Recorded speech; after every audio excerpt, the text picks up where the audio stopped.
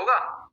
अब नहीं पता है, अभी अब हमारे मुंह से पहले नहीं करते थे कि अगले जन्म में मैं लड़का बनूंगा, लेकिन अब कुछ नहीं, अगले जन्म में तो लेना ही नहीं है, वो स्किप हो गया। स्किप हो गया। ये पहले की थॉट्स थी, बहुत पहले सोचती थी। मैं तुम्हें एक आइडिया देता हूँ। अरे भाई, इसी जन्म में लड़का बन जाओ, क्या प्रॉब्लम है? लड़के जैसा एहसास करने लगो, लड़के जैसा काम करो, खत्म हो गया। इसी जन्म में दोनों जीवन जी जाके अपना आराम से मुक्त हो जाओ। हाँ, तो अभी अभी हमें समझ में आए ना कि चित से हम कुछ भी कर सकते हैं, सुपरमैन बन सकते हैं, शिवांश बन सकते हैं, कुछ भी। तो लड़का भी बन सकते हैं, लेकिन पहले की बात थी कि हमें ये बनना है, भगवान जी अगले जन्म में मैं पहले फिक्स हो जाती थी, अगले जन्म में हम ये बनेंगे, ये बनेंगे। अब नहीं है, अगले जन्म तो लेना ही नहीं है, देखो, बनना ही खत्म। एक ही मानव देह में तीन अस्तित्व मौजूद हैं। एक अस्तित्व है लड़की का ईड़ा प्रधान, दूसरा अस्तित्व है पुरुष का पिंगला प्रधान, और तीसरा अस्तित्व है सबसे ऊंचे दर्जे का अर्धनारीश्वर। तो भाई अर्धनारीश्वर बन जाओ, दोनों का मजा उठाओ, काहे की टेंशन है?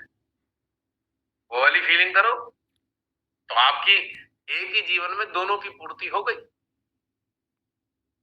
अगर एक साइड रहोगे तो कोई एक चीज की पूर्ति होगी, सेंटर में आ जाओगे तो दोनों की पूर्ति हो जाएगी।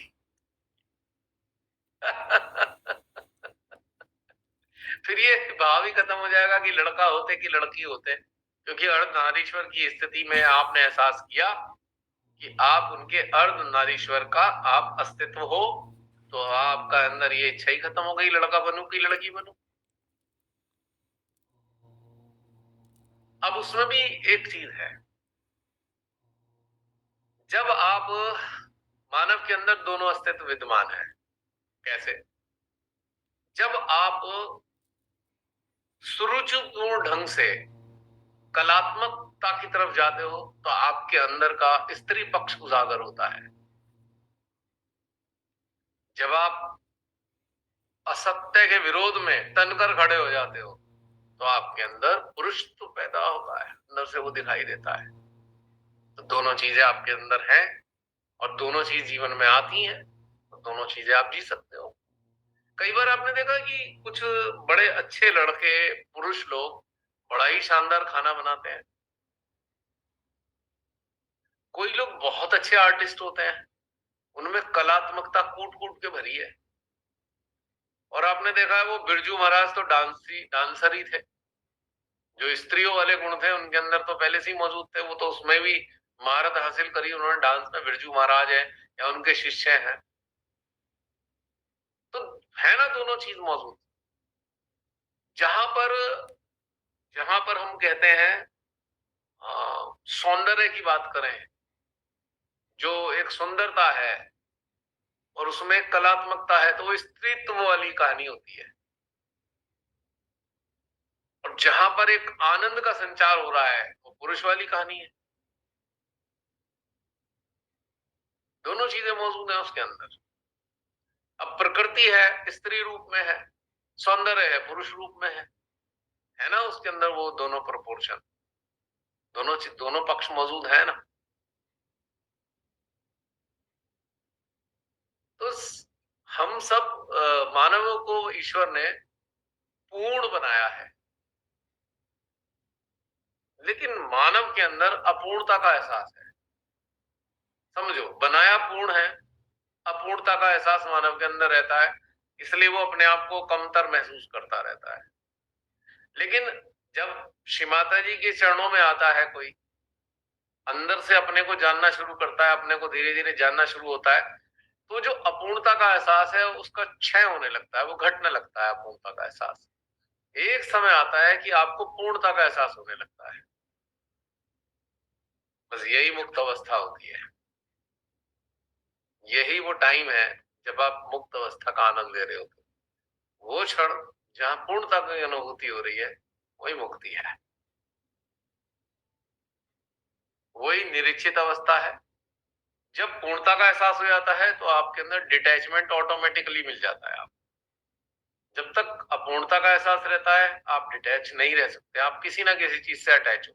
या अगर हम इस तरीके से कहें कि कोई अटैचमेंट है इसीलिए अधूरापन है, इसीलिए अपूर्णता है, ऐसे भी हम कह सकते हैं।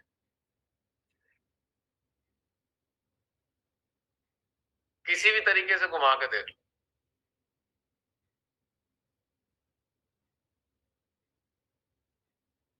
और प्रत्यक्ष में भी ऐसी घटनाएं घटित हो जाती हैं, परमेश्वर ऐसी व्यवस्था कर देते हैं कि आपकी बहुत छोटी छोटी चीजें पूरी हो जाती हैं। ये भी मैंने देखा है अपने जीवन में। तो जो मुक्त अवस्था की तरफ चल रहा है ना, तो परमेश्वरी की भी अनुकंपा होती है, अगर उसके जीवन की कुछ चीजें छूट गई थी वो भी पूरी हो जाती है, क्योंकि उन्हें पता है कि भाई ये सारी चीज कंप्लीट करके जाएगा तो फिर मेरे से डिमांड भी नहीं करेगा। आपने देखा है कि जब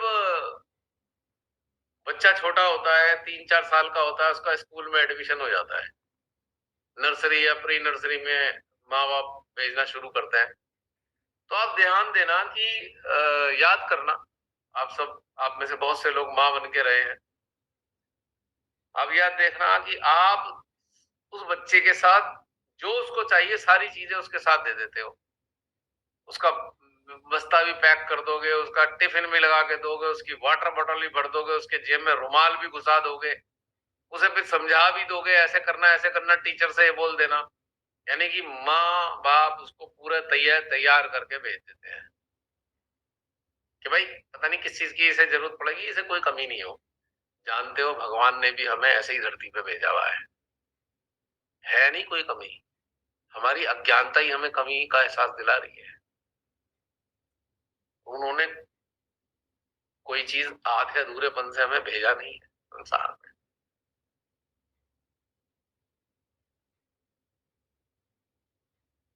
कोई कहेगा भाई बहुत से ऐसे लोग हैं अपंग पैदा होते हैं, वो ऐसा क्यों हुआ? ये तो नहीं पता ऐसा क्यों हुआ, साइंटिफिकली मैं नहीं बताने जा रहा। साइंटिफिकली तो सबको पता है क्या कारण होता है, साइंटिफिक रीजन या बायोलॉजिकल रीजन। मैं असली चीज बताने जा रहा हूं। पिछले जीवनों में जिसने जिस चीज का दुरुपयोग किया वही अगले जन्म में उसे मिली नहीं है, समझ लेना। या किसी ने स्वेच्छा से कहा भाई मैंने तो आंखें दान दे दी, अगला जन्म हो गया तो फिर आंखें नहीं मिलेगी, क्योंकि जो चीज आपने दान दे दी वो आपको मिल कहां से सकती है। किसी ने कहा मैं अपने हाथ दे दूं, टांग दे दूं, ये दे दूं, फला फला फला, वो वाली प्रॉब्लम दो कारण से आ रही है जो मेरे चिंतन कहता है। या तो उसका दुरुपयोग किया है या आपने स्वेच्छा से दान दे दी है वो चीज, इसलिए अपंगता दिखाई देती है संसार में।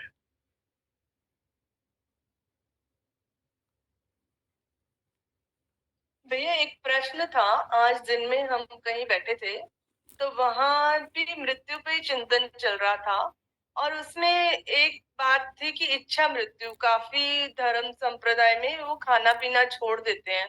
तो वहां दो पक्ष बन गए थे, एक पक्ष तो उसके फेवर में बोल रहा था और एक अगेंस्ट बोल रहा था। तो उसमें